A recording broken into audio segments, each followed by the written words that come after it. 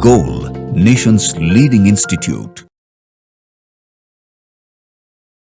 Hello students, we are going to discuss the inorganic question of a spot test eye opener 12 for the NEET 2025 which was held on 9th April 2025. We will discuss the inorganic question of this examination. Question number first जो inorganic का है that is question number 12. Which of the following transition metal ions colored in the aqueous solution? तो transition metal का colour होने का जो कारण होता है whether it is D transition हो सकता है। तो डी ट्रांजिशन के लिए उसमें नंबर ऑफ डी इलेक्ट्रॉन होना चाहिए, जिसमें डी जीरो हो तो जनरली वो कलर शो नहीं कर पाएंगे। तो स्कैंडियम प्लस थ्री का एटॉमिक नंबर 21 होता है, इसका 4s0 3d जीरो हो जाता है, तो एक कलरलेस है, कलर्ड नहीं है। पूछ रहा है कलर्ड कौन कौन है, तो एक कलर्ड नहीं है। Fe+3 4s0 और 3d5 होता है एंड Fe इसका कलर होता है येलो। ट्रांजिशन मेटल में सभी केटायन का कुछ कलर दिया हुआ है एनसीईआरटी में, उसका आपको केटायन के कलर याद रखने पड़ेंगे। उसमें कुछ वीडियो भी है डीएनए ब्लॉक का, आप देख सकते हो उसमें। उसके लिए ट्रिक जो है फेनी ग्रीन कलर का, Fe+2 Na+2 ग्रीन कलर के होते हैं। इस तरह से मन को पिंक पसंद है, इसमें Mn+2 CO+2 पिंक कलर के होते हैं। तो इसमें कुछ दिया हुआ उसको याद करने पड़ेंगे, लेकिन कलर आपको याद रखना है। कलर से क्वेश्चन पूछ सकता है आपको, जितने भी ट्रांजिशन मेटल केटायन हैं उस सारे कलर आपको याद करना पड़ेगा। तो Fe+3 कलर है जिसका कलर येलो होता है। कोबाल्ट+2 दे दिया है, इसका कलर पिंक होता है। Fe colour electronic confirmation 4s0 3d7, there is number of unpaired electron 3 present in this cation. ये भी कलर्ड है, ये भी सही ऑप्शन है। टाइटेनियम+4 ये भी कलरलेस हो जाएगा। 22 इसमें 4s0 3d0 इसका भी होगा, तो इसलिए भी कलरलेस होगा, इसको भी काट देंगे हम लोग। वेनेडियम+4, वेनेडियम का 23 होता है, 4s0 3d1 इसमें एक इलेक्ट्रॉन बचेगा। और वेनेडियम+4 दिस इज कलर, वेनेडियम+4 का जो कलर होता है this is blue in colour, याद करने पड़ेंगे आपको, ये भी कलर होते हैं। तो पूछ रहा है कि कितने इसमें कौन कौन से कलर हैं, तो B, C and E, first option is correct one. B, C and E is colored and A and D is colorless due to D0 electron present in this compound। तो 12th का सही option होगा option number first. अगले question पे चलते हैं।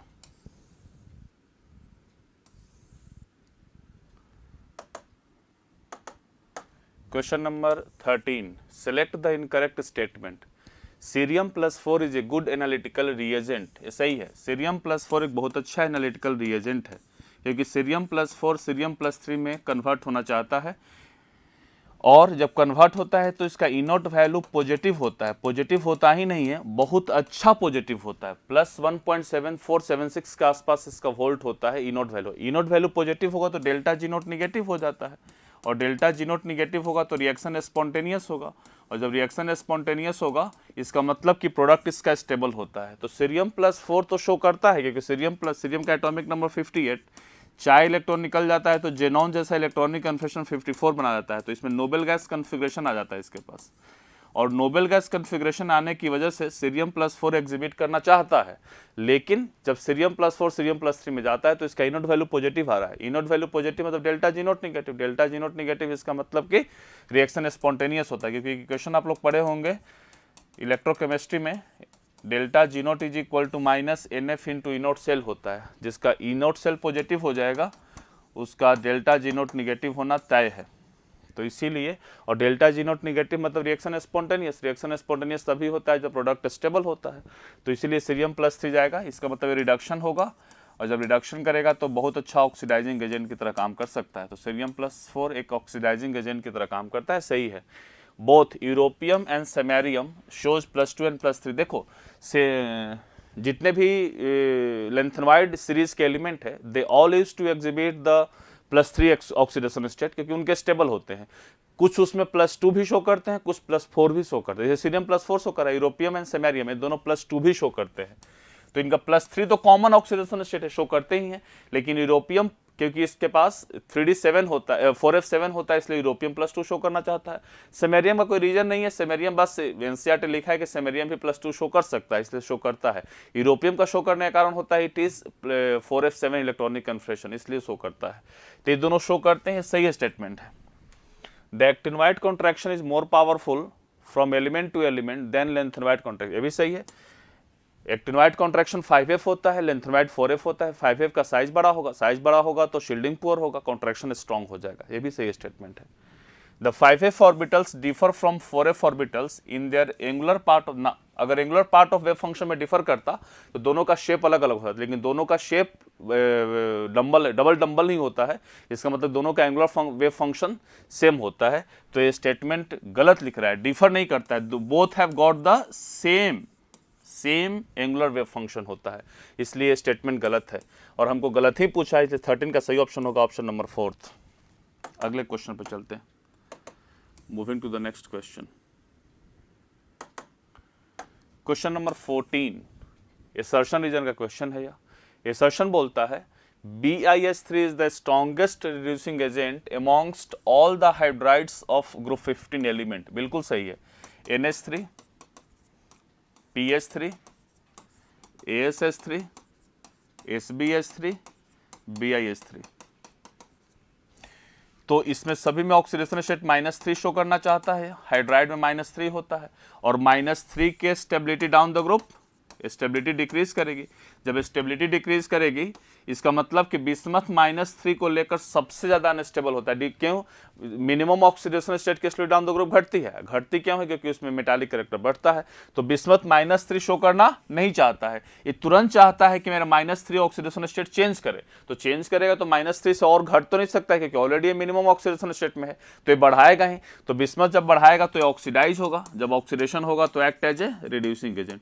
तो सबसे अच्छा रिड्यूसिंग एजेंट काम करने की टेंडेंसी होती है BiS3 के, ये बिल्कुल सही है। अपने सारे हाइड्राइड फैमिली में, नाइट्रोजन फैमिली के सारे हाइड्राइड में सबसे अच्छा रिड्यूसिंग एजेंट BiS3 होता है। एक तो इसका रीजन होता है कि -3 ऑक्सीडेशन स्टेट अनस्टेबल है, दूसरा आप ये भी बोल सकते हैं कि NH से चलेंगे BiS तक, तो BiS का बॉन्ड लेंथ सबसे बड़ा है। जब बॉन्ड लेंथ बड़ा होगा तो यह H+ आसानी से देगा, जो hydrogen loss of hydrogen oxidation कहलाता है और act as a reducing agent. तो बिस्मथ और हाइड्रोजन के बीच में बॉन्ड लेंथ बड़ा होने से डिसोसिएशन आसान होगा, लॉस ऑफ हाइड्रोजन आसान हो जाएगा। जब लॉस ऑफ हाइड्रोजन होगा तो loss of hydrogen is oxidation, अच्छा एक रिड्यूसिंग एजेंट की तरह काम कर सकता है। तो ये दोनों रीजन हो सकते हैं, बॉन्ड लेंथ भी बड़ा है और stability of -3 oxidation state in BiS3 is list stable. ठीक है, ये दोनों काम कर सकते हैं। तो ये बिल्कुल सही है कि BiS3 अपने सारे हाइड्राइड में सबसे ज्यादा स्ट्रॉन्ग रिड्यूसिंग एजेंट है। It is a good correct statement.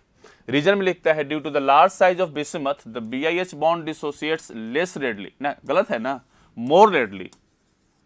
अभी तो बता रहे थे बॉन्ड लेंथ अगर बड़ा होगा तो dissociates more readily than other hydrides, ये गलत स्टेटमेंट दे दिया। लेस रेडली नहीं, मोर रेडली, बहुत जल्दी टूटेगा क्योंकि इसका बॉन्ड लेंथ बड़ा है, बॉन्ड डिसोसिएशन एनर्जी कम है, जल्दी टूट जाएगा। तो असर्शन इसका ट्रू है, रीजन फॉल्स है। असर्शन ट्रू है, रीजन फॉल्स है। 14 का सही ऑप्शन होगा ऑप्शन नंबर 3।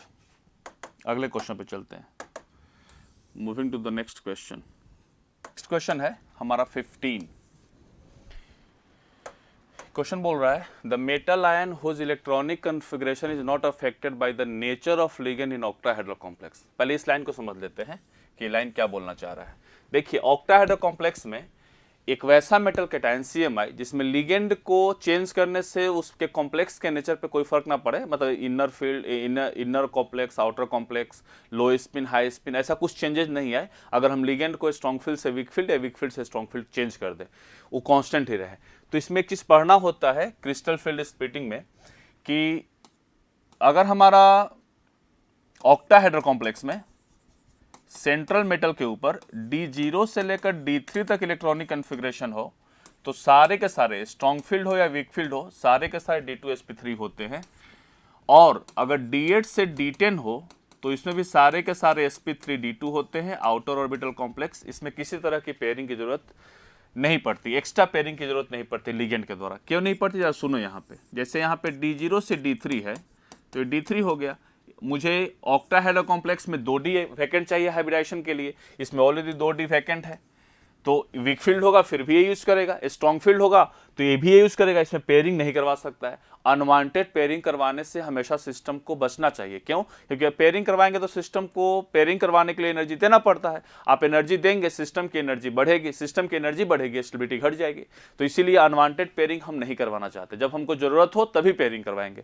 यहाँ पे कोई जरूरत नहीं है स्ट्रॉन्ग फील्ड को पेयरिंग करवाने के लिए, इसलिए स्ट्रॉन्ग फील्ड भी पेयरिंग नहीं करवाएगा और वीक फील्ड भी बिना पेयरिंग के भी वो दो अपना डी खाली यूज करके D2sp3 हाइब्रिडाइजेशन बनाएगा, चाहे स्ट्रॉन्ग फील्ड हो या वीक फील्ड हो। इसका केस ऐसे ही रह जाएगा। अगर D8 से D10 हो तो हम D8 का केस लेते हैं। अगर D8 में एप्लीकेबल है तो D10 में भी एप्लीकेबल हो जाएगा। 2 2 4 2 6 7 8 एक पेयरिंग करवा लिया, इसमें एक ऑर्बिटल खाली बन गया। अब इसमें अगर मुझे 2D चाहिए, 1D से तो काम चलेगा नहीं, तो ये संभव नहीं है कि एक ऑर्बिटल 3D का आप यूज कर लें और एक ऑर्बिटल 4D का यूज कर ले। ये संभव नहीं है, क्योंकि 3D और एक 4D का इंटरमिक्सिंग पॉसिबल नहीं होता है, क्योंकि दोनों के बीच में एनर्जी के बहुत ज़्यादा होता है, उसमें मिक्सिंग कभी भी संभव नहीं है। तो इसीलिए D0 से D3 तक और D8 से D10 तक ऑक्टाहेड्रल कॉम्प्लेक्स में नेचर ऑफ लिगेंड पे कोई फर्क नहीं पड़ता है। तो देख लेते कौन कौन सा है। D8 होता है, कोई फर्क नहीं पड़ेगा, सही है। D5 इसमें फर्क पड़ेगा, गलत है। इसमें D9 होता है, फर्क नहीं पड़ेगा, सही है। क्रोमियम +3 D3 होता है, इसमें भी फर्क नहीं पड़ेगा। अब सेकेंड लाइन से हम लोग आंसर छाटते हैं। पहला में 3 सही आ रहा है। सेकंड क्या बोलता है? Which gives a violet colour in non luminous. Non luminous का मतलब होता है ऑक्सीडाइजिंग फ्लेम। नॉन लुमिनस का मतलब ऑक्सीडाइजिंग फ्लेम होता है। जैसे बोरेक्स बीट टेस्ट पढ़ेंगे, ड्राई टेस्ट अगर पढ़ेंगे तो ये फ्लेम जो बनता है, फ्लेम में 3 जोन होते हैं। एक को बोलते हैं ऑक्सीडाइजिंग फ्लेम, सबसे ऊपर वाले को, बीच वाले को बोलते हैं हॉटेस्ट और नीचे वाले को बोलते हैं रिड्यूसिंग फ्लेम। तो ऑक्सीडाइजिंग फ्लेम में वायलेट कलर देता है under hot condition in borax bead test. तो ये निकल होता है, याद करना पड़ेगा। बोरेक्स बीट टेस्ट में निकल +2 का वायलेट कलर होता है हॉट कंडीशन में। हॉट कंडीशन में ये आपको याद करने पड़ेंगे, ठीक है। ऐसे नॉर्मल कंडीशन में ऑक्सीडाइजिंग फ्लेम में इसका ब्लू कलर होता है। ये पूरे चार्ट है, आप सॉल्ट एनालिसिस का वीडियो भी देख सकते हैं उसमें। ये आपको थोड़ा सा सॉल्ट एनालिसिस में इस पर 2-3 क्वेश्चन पूछेगा, इसलिए आपको बहुत अच्छे तरीक़ा से इसको याद होना चाहिए। चाहे वो बोरेक्स बीट टेस्ट हो, cobalt nitrate charcoal cavity test हो, फ्लेम टेस्ट हो, ये सब आपको याद होने चाहिए। फ्लेम टेस्ट में कौन कौन से कलर होते हैं, लिथियम का, स्ट्रोंशियम का, बैरियम का, पोटेशियम का, सोडियम का, ये सब कलर क्या होते हैं, सब आपको याद होना चाहिए।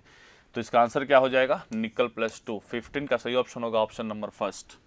जैसे बोरेक्स बीट टेस्ट में जो कंपाउंड बनते हैं ना, BO2- का बनता है। बोरेक्स को हीट किया जाता है, पहले इनिशियल टेम्परेचर पे स्वेल्स अप करता है, फिर हाई टेम्परेचर पे NaBO2 sodium metaborate plus B2O3 boric anhydride बनाता है, उसी को ट्रांसपेरेंट बीड होता है। अब कोई सॉल्ट लेंगे, उसको गर्म करेंगे, गर्म करने के बाद ऑक्सीडाइजिंग फ्लेम में बीड का कलर कैसा आता है? Green, blue, grey. Oxidising flame में, रिड्यूसिंग फ्लेम में डिफरेंट कलर होता है। तो उसका चार्ट आपको याद करने पड़ेंगे इसमें, ठीक है। 15 का सही ऑप्शन होगा ऑप्शन नंबर फर्स्ट। अगले क्वेश्चन पे चलते हैं। Moving to the next question. Question number 23. The large difference between the melting and boiling points of oxygen and sulfur is explained on the basis of. ठीक है, large difference of oxygen and sulphur. O और sulphur का melting point ज्यादा होता है।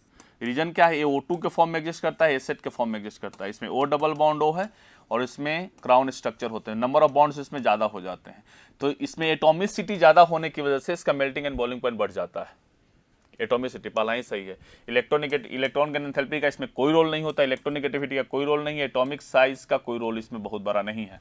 Atomicity इसमें बहुत बड़ा रोल प्ले करता है। अगर एटॉमिक साइज का बात किया जाए तो बॉन्ड लेंथ बढ़ने से मेल्टिंग एंड बॉइलिंग पॉइंट घटना चाहिए, तो सल्फर का कम होना चाहिए, ऑक्सीजन का ज़्यादा होना चाहिए, लेकिन ऐसा होता नहीं है। इसमें एटॉमिसिटी यही केस होता है N2 और P4 में भी। N2 और P4 में इसमें 2 है, इसमें 4, N ट्रिपल बॉन्ड N है, इसमें P4 होते हैं। तो इसलिए एटॉमिसिटी ज़्यादा होने की वजह से नंबर ऑफ बॉन्ड्स बढ़ जाते हैं, इसका मेल्टिंग एंड बॉइलिंग पॉइंट इसमें ज़्यादा हो जाता है।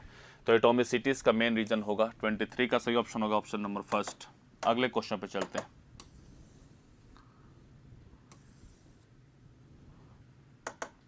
Question number 25. The number of molecules or ions from the following having a square planar shape, SF4.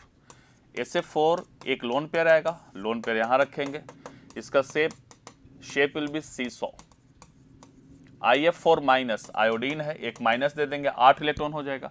4 bond बनाया है, 2 लोन पेयर रख लेगा, F F F F, इसका स्क्वायर प्लेनर शेप होगा, सही है। PCl5 पता है trigonal bipyramidal, BrF5 square pyramidal, Br एक लोन पेयर, F और F हाइब्रिडाइजेशन sp3d2 ये नहीं होगा। ClF5 ये भी नहीं होगा। ClF3 टी शेप इसका होता है, दुनिया को पता है ClF3 है, 2 लोन पे होता है, sp3d hybridisation trigonal bipyramidal geometry, 2 lone pair, 1 stroke of the equatorial position, ये भी नहीं होगा। SF6 ऑक्टाहेड्रल है तो पता है। XCF4 ये फिर से स्क्वायर पिरामिडल होता है। Fluorine fluorine fluorine fluorine XC 2 lone pair, just like IF4 minus हो जाएगा। तो दो ऐसे हैं जिसका स्क्वायर पिरामिडल शेप है। 25 का सही ऑप्शन हो जाएगा ऑप्शन नंबर सेकंड। अगले क्वेश्चन पे चलते हैं। Question number 26, the incorrect order of ionic radii, incorrect order. K2O potassium है, इस ब्लॉक का ज्यादा होता है आयोनिक करेक्टर। सल्फर सही है, ये तो नॉन पोलर है, बिल्कुल सही ऑर्डर है। ये पोलर है, ये इस ब्लॉक का आयोनिक करेक्टर ज्यादा होता है, बाकी एस और डी ब्लॉक, P और D ब्लॉक से सही है। KO2 ज्यादा है, ClF3 ज्यादा है, ये पोलर है और म्यू इसका 0 हो जाएगा, सही है भी ऑर्डर। ClF3 ना गलत है, LiF और ClF3 में ClF3 ज्यादा होगा, गलत है, ये गलत है। सबसे ज्यादा इसमें K2 होगा, फिर LiF होगा और सबसे कम ClF3 हो जाएगा, ये गलत ऑर्डर है। LiF ClF3 से बिल्कुल सही है, तो इसमें इनकरेक्ट पूछा है, तो इनकरेक्ट 26 का सही ऑप्शन होगा ऑप्शन नंबर थर्ड। अगले क्वेश्चन पे चलते हैं। Question number 27, ammonium salt gives brown colour with alkaline solution of Nessler's reagent.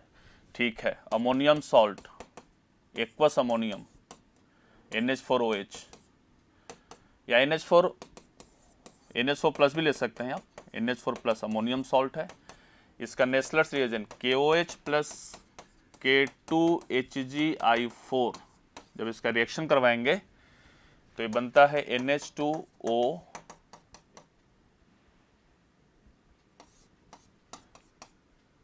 NH2HgOHgI,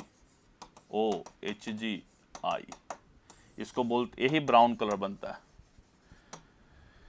यही ब्राउन है और इसका नाम है iodide of Millon's base, iodide of Millon's base. क्या पूछ रहा है? द फॉर्मूला मिलन्स बेस का, अच्छा दे the iodide of Millon's base, the formula of this compound NH2O ना, NH2HgOHgI सही है, सेकेंड ही गलत, ये तो गलत है, तो नेस्लर्स रिएजेंट का एक पार्ट दिया हुआ है K2HgO4 का, ये भी गलत दिया हुआ है, तो 27 का सही ऑप्शन होगा ऑप्शन नंबर सेकंड। अगले क्वेश्चन पे चलते हैं। Question number 39, lanthanoid ions with 4f configuration, ये तो आपको देखना पड़ेगा। यूरोपियम +2 है, एटॉमिक नंबर 63 होता है, इसमें जेनॉन हो जाएगा, 6s 0 हो जाएगा, 4f 7 हो जाएगा। देखो 54 + 2 56, 56 + 7 63 सही है, ये होगा।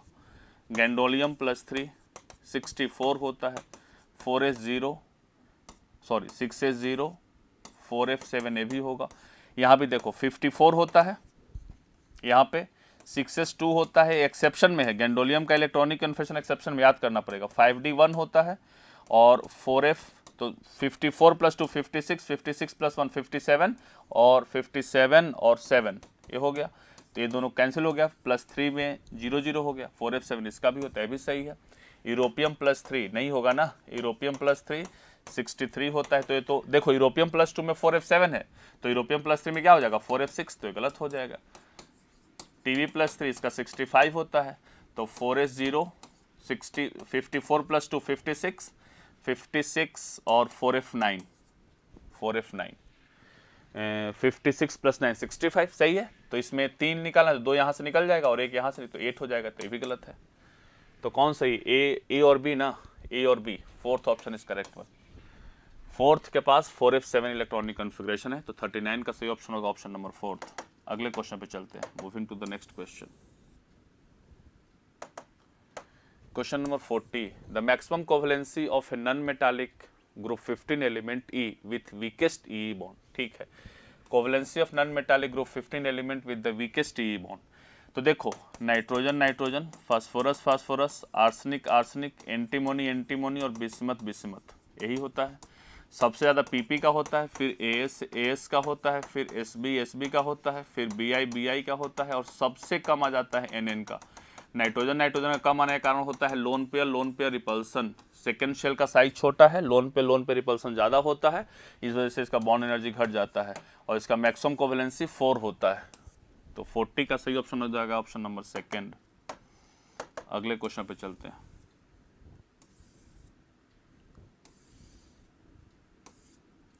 So this is all about your inorganic question. Thank you everyone. Thank you so much.